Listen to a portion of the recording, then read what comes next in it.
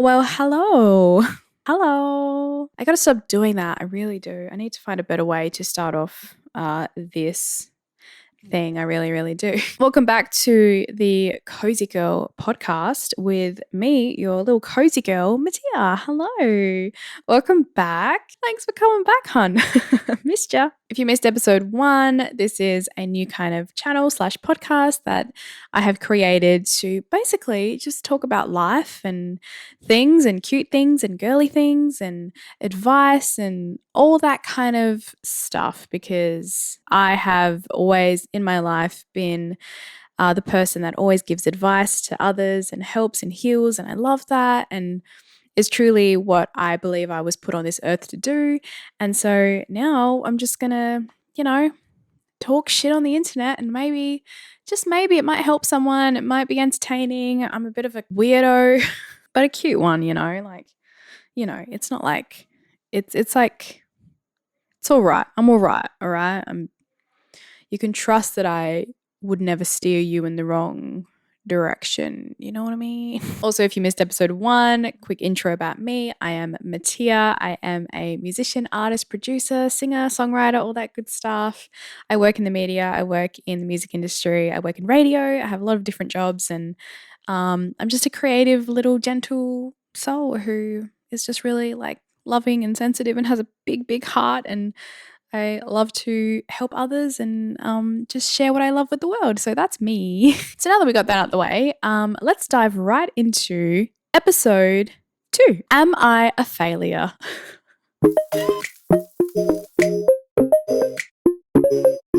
Yeah.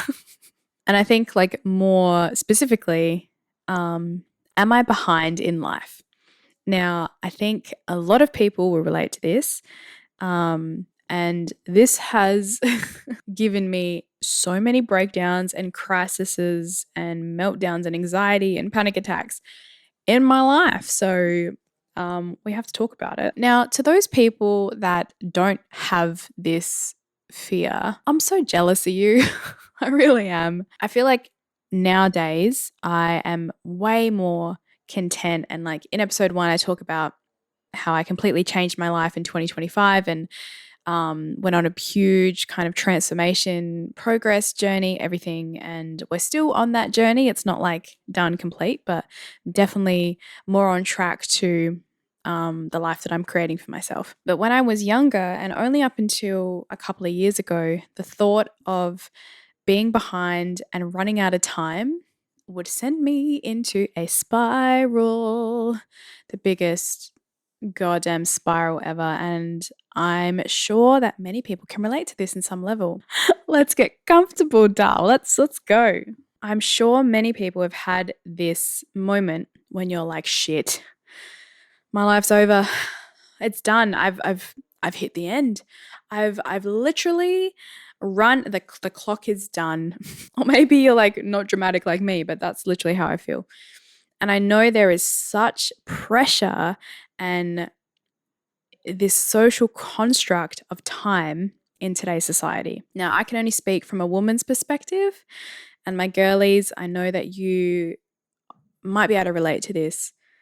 As a woman, you have so much pressure to have everything done by the time you're 25, basically.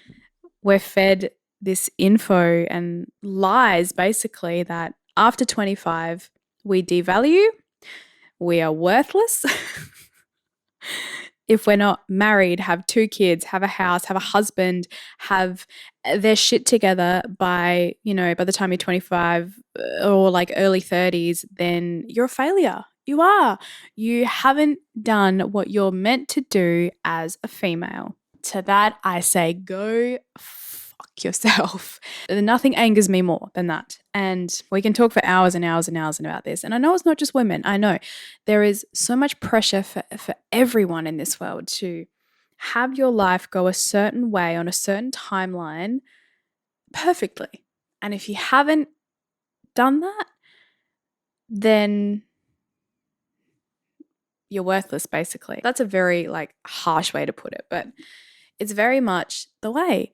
Now, I'm not saying that there is anything wrong with that timeline with that life, it's a beautiful thing. If you are 25 and have all those things, like, well, you've done something right because you've adapted to the world basically, and hopefully you feel fulfilled in that. But what I'm talking about is the pressure that if you haven't done that, then, you're a failure. So let's talk about that. As I said in my previous episode, I'm Greek, okay?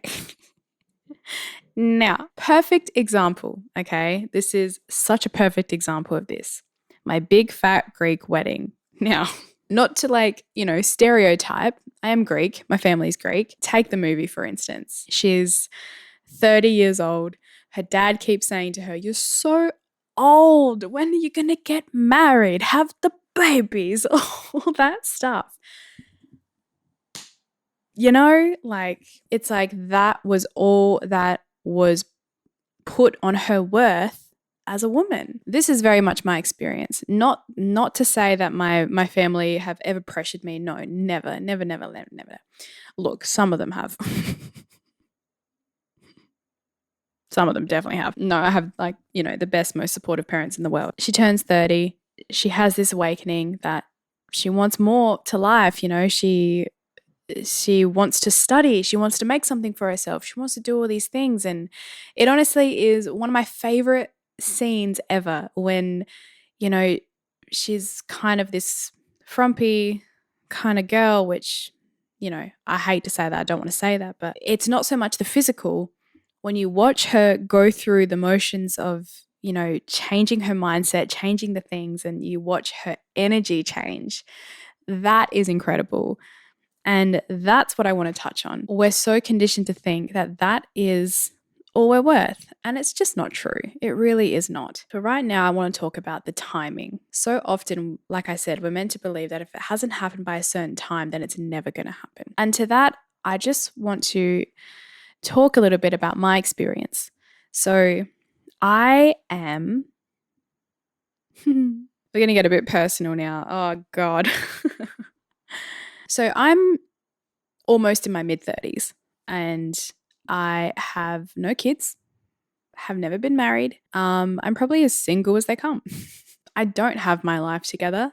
I am definitely on the way to creating and attracting in everything that I am manifesting and calling in. But so by society's standards, I'm way behind, way behind, because my fertile window is closed, as my doctor tells me all the time, or whatever. Like all the pressure of, when are you going to when's it going to happen for you? When are you meeting people? Like all that kind of stuff. When I look at my personal growth, I feel so far ahead. I have my own house, I have my own car, I have a stable job.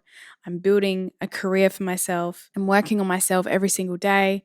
I make the choices to better myself, to help people. I'm kind, I'm gracious, I'm very, very loving and giving.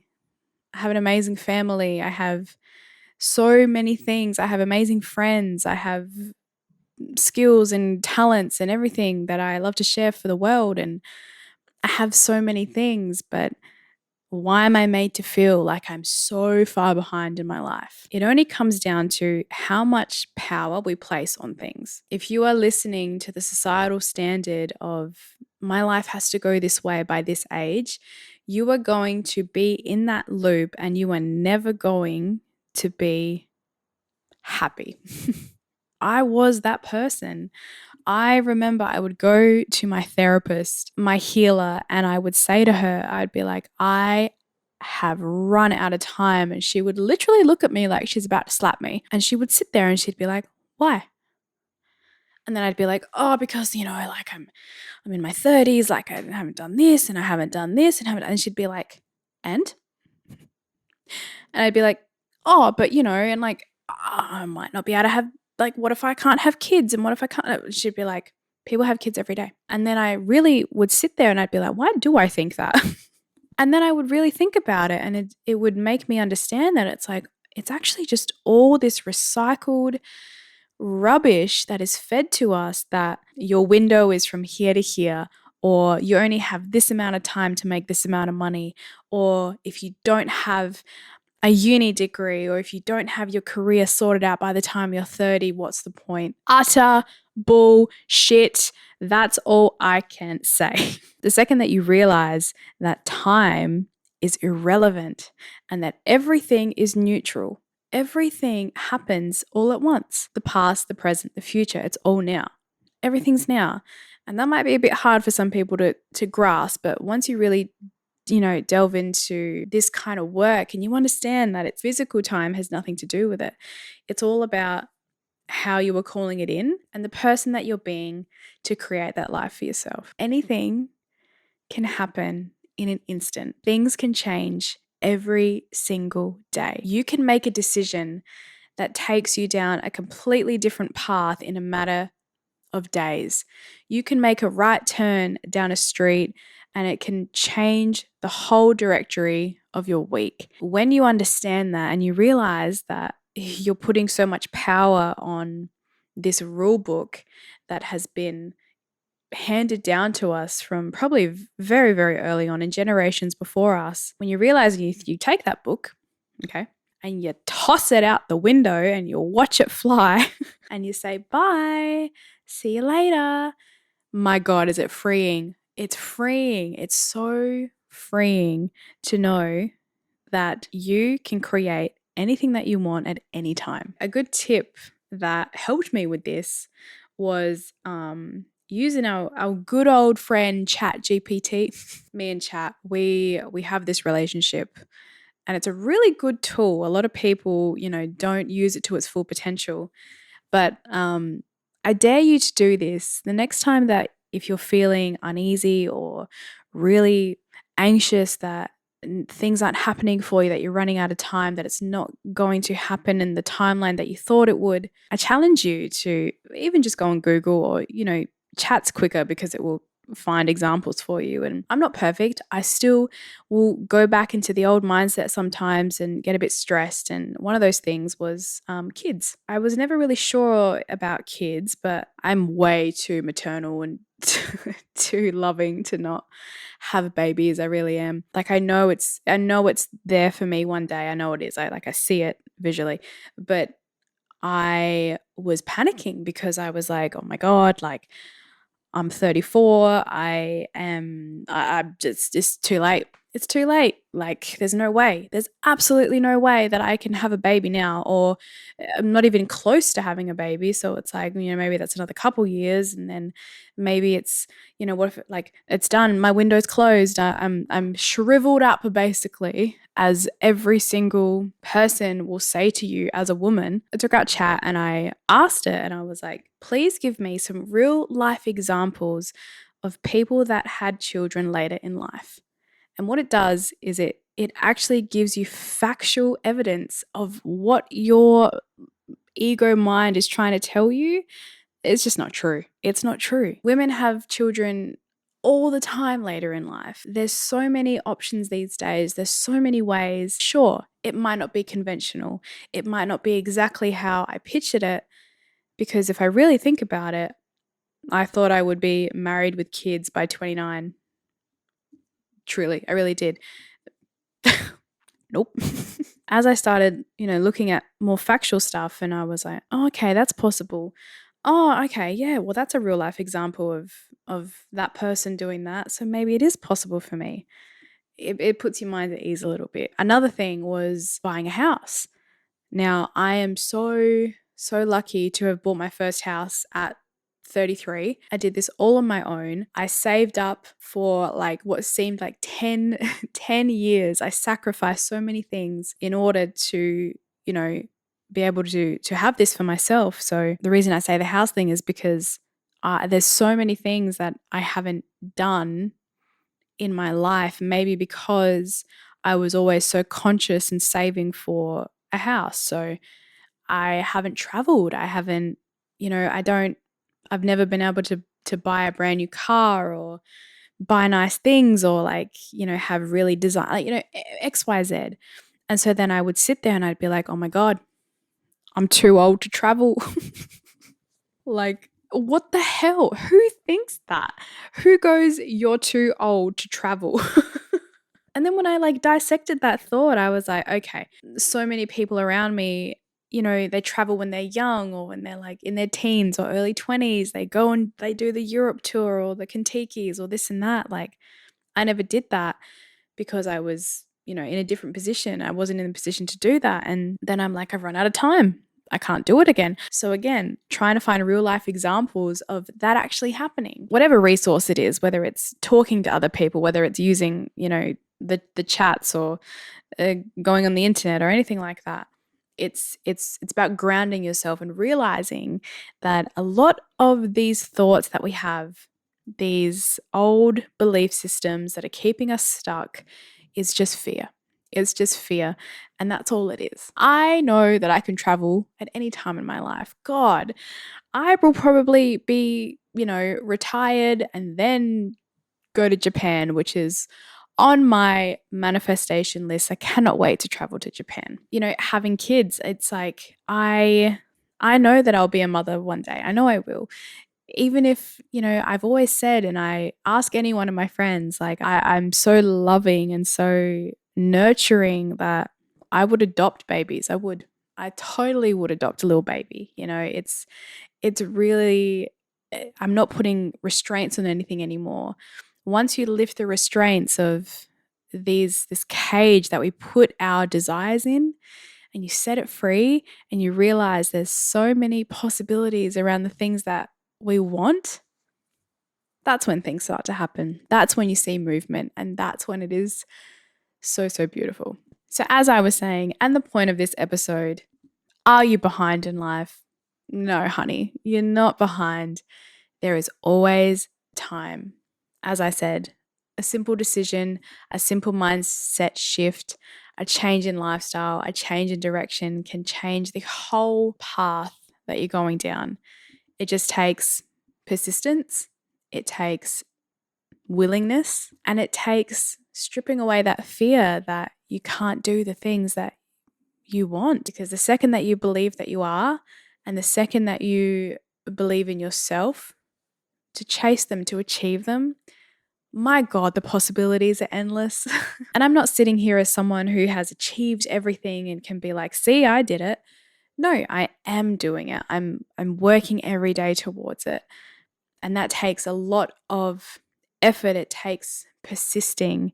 It takes belief. It takes work. It takes healing, but it's a different kind. It's not pressure. It's not, stressing and being upset and anxious and worrying and putting resistance and all this kind of stuff on these goals. It's understanding them. It's knowing that I'm exactly where I'm meant to be at this time in my path, and that everything that I desire will work out as it needs to, because I truly believe in myself and where I'm going with it. You're not behind. You can have everything you desire as long as you believe that you can, and as long as you are open to the possibility that it's not always conventional. It's possible. It is. It truly is. So yeah, I know one day that I will travel the world. I know one day that I will have a beautiful family. I've had my wedding visualized since I was 10 years old. Legit. I really have. You have your desires, your wants for a reason. They're there for a reason. They're always there for some reason, whether it's your calling, whether it's been put into your path to fulfill you, to help others, to really be your purpose. You don't want the things that you want for nothing. So always hold on to that, always stay true to that, and always trust in the timing of your life. But as I said, are we working it out as we go? Yeah. Do we have it all worked out? No. But do we believe that it's possible? Yes, 1,000%. And that's all it is. It's understanding that you hold the power to your belief system. Watch it flourish in front of you, baby. That's it. I do want to touch really quickly on buying my first house, because I know a lot of people can relate to this, especially our age. If you're in my age bracket, I had been saving for like my deposit for years. And like I said before, there's a lot of things that I sacrificed in order to have this money saved. And I fully stand by that decision, because it all worked out in the end. So many steps. Oh my God, so many hoops. Like, I swear to God, the whole process of like the house stuff can drive someone to a mental asylum. And I sympathize anyone going through it at the moment. And girl, I know the worst. It really is. Real estate agents have no soul. They really don't. They really don't. Sorry if you are one, but my God, my circumstances were a little bit different to, I guess, the conventional ones because I was doing this alone. I was single, alone. So depressing when you say it. A lot of banks wouldn't help me. No, like a lot of people wouldn't help me because I wasn't doing it with a partner. I was doing it on my own. And so there was a few things that, we had to do. And because technically you're a risk. Cool, I'm a risk, great. Sorry that my life hasn't been conventional and that I'm being punished for it, but it's fine. But anyway, I got approved. It was a happy day, happy day. But that was just the start of it. I looked and bid on houses for almost a year and a half. Now, that is insane, okay? I would cry every single weekend because obviously it's just me. I don't have a big budget, obviously. And when you are working with such a small budget in today's market, it is insane. It is so insane. I can't. So obviously every single weekend, me and my parents and my dad would come with me and we'd go and we'd look and then you'd see the place and your eyes would light up because you vision your life here and you're like, oh my God, I found it. And then you put an offer in and then you don't know if it's enough. And then the real estate agents won't give you a price guide because they give you that look and they expect you to know, but I don't know, I've never done this before. So then you're like, am I going too high? Am I going too low? What am I doing? And then you put the thing and then you get the hope and then you're like, oh my God, this is it, and then rejected. And then, okay, that's all right. And then we'll go look at another one. And then you go the next weekend and you make the time and you drive out and you look and there's 100 people there because everyone's looking because it's a crisis. And then you do it and then you bid and you're like, I don't know, should I go more than last time? I don't even know if I have more, but I'm going to try. And then you do it and then you get rejected. Then you go home and you cry and you eat cake and then you keep going and then you wake up the next day on a Sunday when you're supposed to be resting, but no, that's when they do the market things and then you go and then you look and then you vision and then you're like, oh my God, my TV is going to go here and my thing's going to go here. This is amazing. I found my house. And then the real estate agent gives you this look of like, yeah, do it. And then you do it and then you get rejected. Oh my God. A year and a half of that. So by the end of it, I was done. I was like, I'm done with this.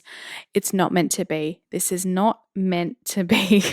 And I accepted it. What I truly believe was the resistance that I had around finding a place was because I had so much pressure on myself with the timing. It hasn't happened yet. It's never going to happen. I haven't found it at this age. I'm not married. It's never going to happen. Oh my God, why would they give it to me because I'm this age and I haven't had this and this and this? It's never going to happen. Of course, nothing happened in a year and a half. That was my mindset. Now, this was about the time when I had this awakening and I had the full start of the transformation was the end of 2024. Huge moment for me. I had given up. I had fully given up. And then one day I woke up and I was like, hang on a minute. I'm not actually giving up on this. I want this. I desire this. I'm manifesting this. But what I am going to give up is the pressure and the time restraints around this. The conventional way that I had planned, I let that go. I said, bye. There you go. You know what? It is going to happen for me. Maybe not how it happened for everyone else, but it's going to happen. And with that, I will never forget, I had stopped looking on the apps and everything for houses and everything. And then I remember looking and I saw this place. I saw it. It was in my price range and it popped up. And as soon as I saw it, I was like, that's my house. That's my house. It was like, I looked at it and I was like, oh my God, that's my house. And then I swiped over to the next photo and it was completely bare.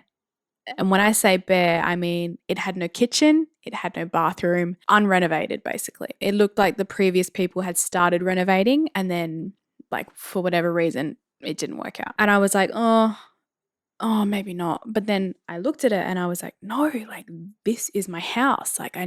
I know it is. I just know it is. Anyway, I remember it was packed.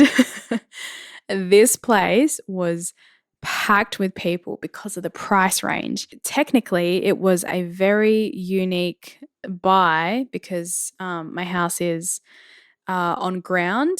It is 2-bedroom. It has a little backyard, bigger than like a lot of the things that we'd seen in my price range. And so for that reason, people had swarmed to it because it's like sharks. It's like a shark, like infested waters, basically, the real estate world. We got here and I remember came with my dad and I was like, oh, I got no chance. I got absolutely no chance. And I remember I walked in and I met the real estate agent and he was lovely. He was the nicest man. And I was like, after meeting so many like not the nicest, agents, and to meet someone who was so like, he was an older man, he was so lovely. And I was just like, oh my God, like this is my house, like this is here. And like I walked in and I remember like I turned to my dad and I was like, can we like, is this possible? And he's like, of course it is. He's like, it's nothing. He's like, we could do this, we could do this, we could do this, we could fix this. Like, don't even worry about it. So I might have spent like 5-10 minutes in here, walked outside, came back in. There's still people everywhere. And I was like, this is my house. I know it is. Went home. I put the offer in that night. And that was that. The next day I woke up and I was like, nah. I am getting this house one way or another. I ended up emailing the agent and I offered more. I offered my full capacity that I was allowed. My parents were like, don't do that. Like, that's too much. Like, you don't want to be in debt for that much money. And I'm like, well, I don't care at this point. It had been 1.5 years and I was like, I need to do this. I need to do it. It was in my soul. I just knew. Turns out, long story short, I'm not going to go into details. I get the call. I had gotten the house and the tenants and the bank had actually accepted my first offer. So I put in 2 offers. They accepted the first one, which meant I actually had a little bit more money to put into the renovations. So by me persisting, by me knowing, by me changing my mindset of, okay, this isn't conventional. This house has nothing. It's bare bones. Why would I want this? Like, it wasn't conventional. It wasn't on the timeline that I wanted. And it definitely wasn't by chance because I fought for it. I knew, I made the decision and I did it and I had it with conviction. And here we are in my beautiful, cute little pink cozy house filming this podcast with my full studio set up and everything that I'd renovated. And, if you want to see some like cute things in my house, go to my TikTok because I do like some cute little videos of my house because I'm so proud of it. Like, it's so much more than just buying a house. Like, this was everything that I envisioned and worked for. And this is the perfect example of the time that I was talking about. Was it conventional? No. Did I have mental breakdowns? Yes. Did it work out the first time or the 700 times before that? No, it didn't.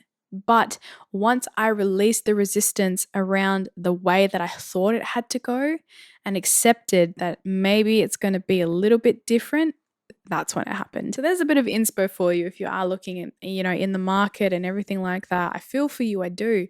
But it really is your mindset. It's the way you go about it. And just know that it's not the same for everyone. We all go through things differently. And everyone's timeline, everyone's journey is different. Don't compare. Don't compare your life to someone else. Don't compare the fact that you're this age and haven't done this. Don't do it to yourself because it is one of the worst things you can do. And I promise you, once you free yourself from that pressure, it's beautiful. It's bloody great. Okay, so let's get to our usual segment of the day. Songs that we are crying to and songs that we are slaying to this week. All right, let's start with the crying one. Okay. So the song that I am crying to this week is one that my friend sent me. I don't really listen to Taylor Swift. I'm not a huge Swiftie, but she sent me this. She knows I'm going through it at the moment. It's The Smallest Man Who Ever Lived. Great song. Good lyrics, hey. Definitely have a cry to that one if you need. So that's the one I'm crying to. And the song that I'm slaying to this week is Borderline by Tame Impala. Again, I'm not going to play them in case they get copyrighted, but here they are. Google them. Look them up. Great tracks. Really, really, really good. Really good.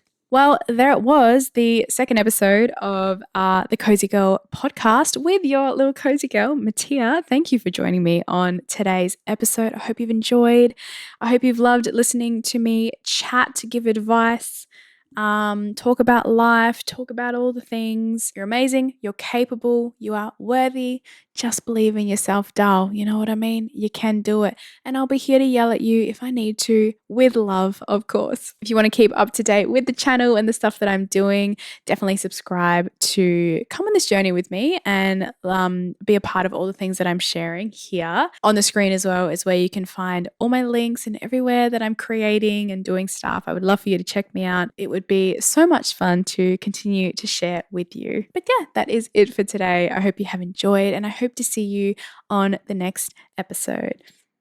Love you. Bye.